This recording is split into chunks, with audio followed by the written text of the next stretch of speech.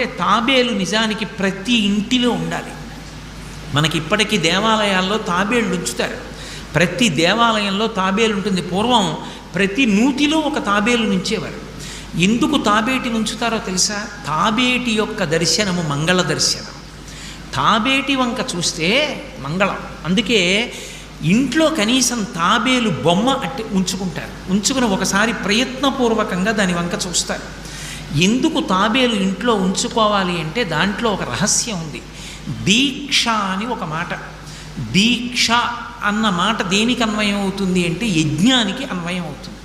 యజ్ఞం చేసేటటువంటి వాడు దీక్ష స్వీకరిస్తాడు. దీక్షా స్వీకారం చేశాడు అంటే ఇంటి లోపలికి మళ్ళీ వెళ్ళరు. ఇక పూర్తయిన తర్వాతే ఇంట్లోకి వెడతారు. ఇల్లు విడిచిపెట్టి బయటికి వచ్చేసి దీక్షావస్త్రాలు కట్టుకుని మేళతాళాలతో యాగశాల ప్రవేశం చేస్తారు. ఇక ఎప్పుడు మళ్ళీ ఇంటికి వెళ్ళడం? ఆ యాగం